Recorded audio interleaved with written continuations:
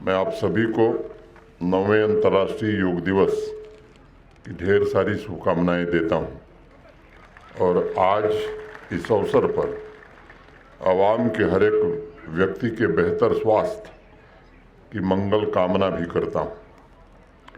मेरे पूर्व बताया गया इस वर्ष का थीम योगा फॉर वसुधैव कुटुंबकम ये चुना गया है और ये आदरणीय प्रधानमंत्री श्री नरेंद्र मोदी जी के vision one earth one family one future को भी रेखांकित करता है।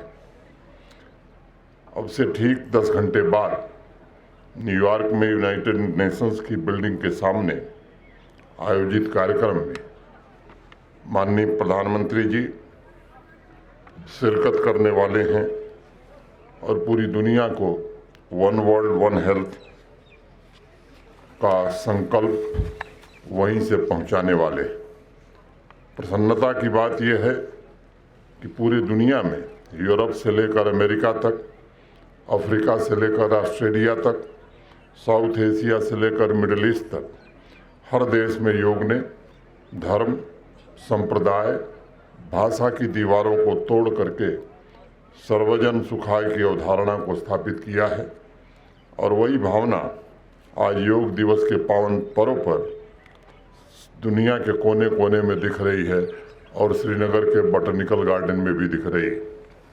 साथियों, बेहतर स्वास्थ्य के लिए उपचार से ज़्यादा रोकथाम पर आधारित हमारे देश की इस प्राचीनतम और समृद्ध परंपरा ने पूरी मानवता को, पूरी दुनिया को इस बात का एहसास कराया है कि लोगों को निरोग रखने में योग पारंपरिक चिकित्सा प्रणाली की एक अभूतपूर्व ताकत है। महर्षि पतंजलि ने जब योग सूत्र की रचना की थी तो उन्होंने जो पहला सूत्र लिखा अथ योगानुशासनम, यानी अब योग का अनुशासन, जहाँ अतीत और भविष्य के परे इंसान वर्तमान के क्षण में अपने भीतर की अव्यवस्था को समाप्त करके व्यवस्थित हो जाता है। और दूसरा जो सूत्र लिखा उन्होंने योगश्चित्त वृत्ति निरोध, यानी चित्त की वृत्तियों को रोकना ही योग है, मन की समाप्ति ही योग है। और आज हजारों साल बाद मेडिकल साइंस के विद्वान भी मानने लगे हैं और कह रहे हैं ये दोनों सूत्र हर एक उम्र के लोगों के शरीर तथा मन, बॉडी एंड माइंड को स्वस्थ रखने का सबसे बेहतरीन माध्यम है। योग के द्वारा भारतवर्ष ने पूरी दुनिया को जो साइंस दिया है, विज्ञान दिया है, इससे स्ट्रेस समाप्त हो सकता है, शरीर रोगमुक्त हो सकता है और बिना किसी प्रीमियम के पूरे साल स्वास्थ्य की गारंटी मिल सकती है। एक बेहद सुलझे हुए वैज्ञानिक की तरह पतंजलि कहते हैं कि सामान्य रूप से एक व्यक्ति के भीतर एक व्यक्तित्व ही नहीं है, बल्कि अवसाद, अव्यवस्था की भीड़ भी इकट्ठा है और वह भीड़ ही स्ट्रेस और रोग को जन्म देती है। योग अनुशासन का सीधा मतलब है कि वह भीड़ हटाकर आप अपने व्यक्तित्व के केंद्र सेंटर को प्राप्त कर लेते हैं, अपने भीतर व्यवस्था को व्यवस्था में परिवर्तित कर देते हैं। योग हमारे फिजिकल तथा मेंटल और व्यवस्था को समाप्त करके बॉडी और माइंड को एक लय में, एक सुर में लाता है और अपने भीतर के केंद्र की वजह से आप जैसा चाहेंगे वैसा ही शरीर व्यवहार करेगा। लेकिन सामान्य तौर पर नॉर्मल जीवन में हम जैसा चाहेंगे शरीर कभी भी उस तरह का व्यवहार नहीं करता है।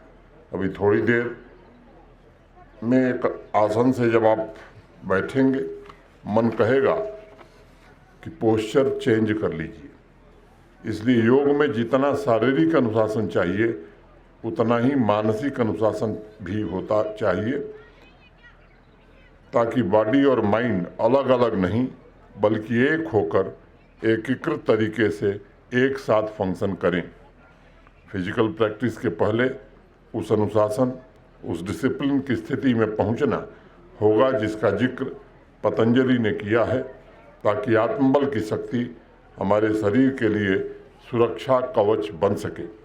इसलिए इस बात का ध्यान रखना चाहिए कि योग मात्र फिजिकल एक्सरसाइज नहीं है, बल्कि यह बॉडी और माइंड का प्रकृति के साथ एकत्व की भावना का भी प्रतीक है।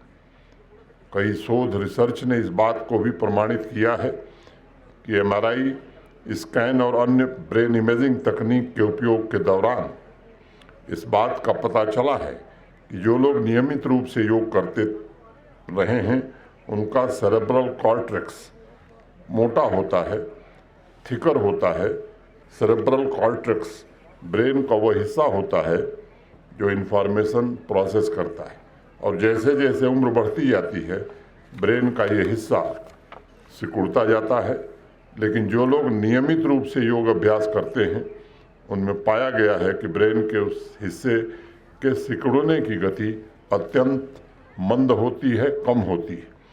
आज की भागदौड़ भरी जिंदगी में योग इंसान को स्वाभाविक रूप से माइंडफुल भी बनाता है, उसके शारीरिक और मानसिक तंत्र को पीसफुल भी रखता है और फिटनेस लेवल बढ़ाने के साथ साथ कार्डियोवैस्कुलर रिस्क को भी कम करता है। आज चाहे किसी भी चिकित्सा पद्धति से जुड़े डॉक्टर से बात करिए, वह हर तरह से रोग के लिए दवा के साथ एक ज़रूरी सलाह देता है। वो कहता है कि साहब दवाई तो आपको ठीक कर देगी, लेकिन लॉन्ग टर्म सेहत के लिए आपको लाइफ स्टाइल में परिवर्तन लाना होगा। और योग वह माध्यम है जो लाइफ स्टाइल में चेंज लाता है, प्रत्येक व्यक्ति को सेहतमंद बनाने के साथ आवाम के हर नागरिक को एकता के सूत्र में बांधने का भी काम करता है।